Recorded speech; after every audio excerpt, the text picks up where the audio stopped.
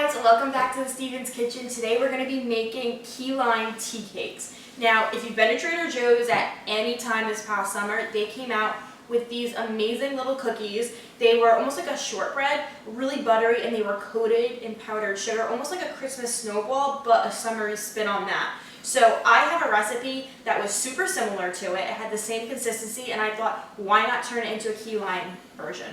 So I tried it a few times and it came out great, so now I'm going to share it with you guys today. So let's go over the ingredients and we'll get started. Okay, so the things that you're going to need for this, you're going to need some all-purpose flour, some powdered sugar, 2 sticks of salted butter. Over here I have some fresh squeezed lime juice, and I also grated some lime zest off of it, about a teaspoon of that, and some vanilla paste. And I'm going to be using my KitchenAid. I love my KitchenAid, but you can do this like any of my other recipes in a bowl with a whisk and a wooden spoon. So let's get started with this. First thing I'm going to do is take my softened butter, and it's not quite how I like it, so I'm actually going to throw it in the microwave for about 20 seconds, and I'll meet you guys back over here. But I just put this in the microwave for about 20 seconds, and it's absolutely perfect. So I'm going to throw that into my bowl. Next thing I'm going to do is I'm going to add in my confectioner's sugar. And I'm also going to throw in a little bit of my vanilla paste. If you don't have vanilla paste, you can obviously just use some vanilla extract. I use this because I like the specks of vanilla that you see running through it, especially when you're making any type of cookie or icing. So I'm going to use this, but if you don't have this, vanilla extract works lovely.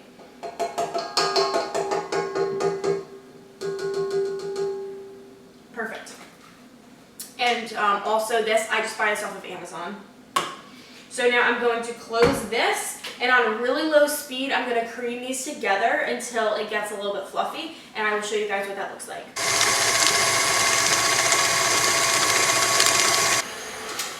Okay, that looks perfect. So all I'm going to do is, because there was nothing else in the bowl, the butter kind of comes up the sides of the bowl, so I'm just going to scrape it down a little bit. That way, it's ready to mix when I put my dry ingredient in there. Okay. Get it all off my spoon. I'll put this in the sink. Okay, now I'm going to be adding in my lime juice and my lime zest. And I'm just going to give this a quick mix on really low speed just to incorporate it before I put the flour in there. Perfect. I just wanted to get it in there a little bit. Now I'm going to add on my bowl guard, because when you've had a few too many accidents, you invest somehow. So I am going to put this on low speed, and I am just going to go spoonful by spoonful. And now with this cookie, you really want to make sure that you're going spoonful by spoonful. When I was younger, I remember thinking, oh, I'm just going to throw it all in and it'll all come together. No, with this batter in particular, I've ruined it so many times growing up. This is actually my mom's recipe that I've modified into different flavors over the years. I've ruined this basic cookie recipe because I get impatient and I just throw all the flour in. So you need to take your time, go spoonful by spoonful, and I will show you guys what the batter looks like when it's done. Okay, my batter looks absolutely perfect. So I'm just going to clean off my attachment. Now, ideally you want this to chill in the fridge for about like 20 to 30 minutes. But if you're impatient like me, we're just going to bake them, you know. We have no patience here in the Stevens household, so we're just going to bake them. I mean, you don't have to chill them.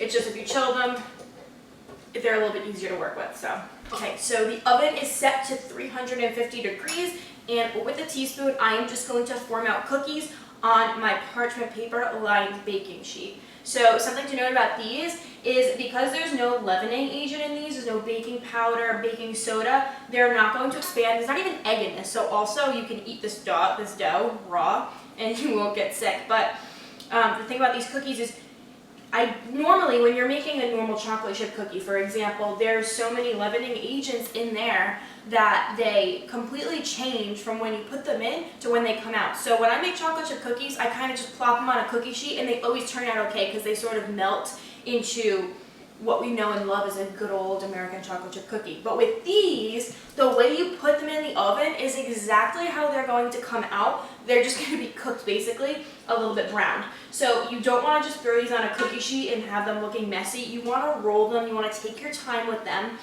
because they're going to come out exactly the way you put them in. So I'm just going to take my time here, and I'm going to roll these out. Also, another note for you is that these aren't going to expand. So you can put these super close to each other on a cookie sheet. A lot of times I can fit this whole batch of dough on one cookie sheet in one go. And like I said before, we have no patience here, so you know that's exactly what I'm going to do. So I'm just going to roll these out, and then I will see you guys in a couple minutes.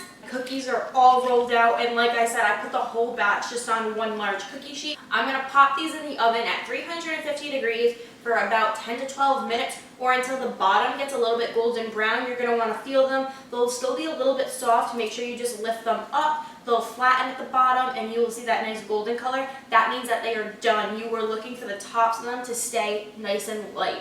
So I'm going to put these in, and I'm going to clean up around here, and I will show you guys the next step.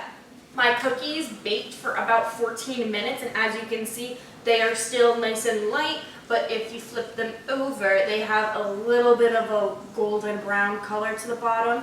So now the last step that you guys need to do is you need to get a bowl of powdered sugar, and basically we're going to, while they're hot, while they're piping hot, we're going to roll them in the powdered sugar. And now these need to be rolled in the powdered sugar twice. But the first time that you dip them in the powdered sugar, it's almost going to make sort of like an icing. The powdered sugar is kind of going to melt a little bit around them. And then the second time you do them, it's to give it a little bit of a thicker coating. So now these are really similar to butterballs, or also known as Christmas snowballs. And yeah, they're just so good, and it's so simple. So now what you could do is, if you're like my grandma, she gets a big Ziploc bag, she fills it with powdered sugar, and she throws all the cookies in and she shakes it up. Now you can do that, but these are a little bit more delicate than traditional snowball cookies are, so I like to just take my time and I do them one by one in a bowl. I have a slotted spoon here in case they get a little bit too hot for me to handle, but if there's anything I can handle in life, it's hot cookies. So I'm going to finish rolling all of these. Okay, so after I went through and rolled them all in the powdered sugar, I went back in with them and rolled them again for a second coat. And as you can see, they look like little snowballs. They're so pretty, and I don't know which one I want. I think I want this one right here. They're still a little bit warm, so they should be cooling a little bit, but I'm just so excited. All right, let's give this a taste.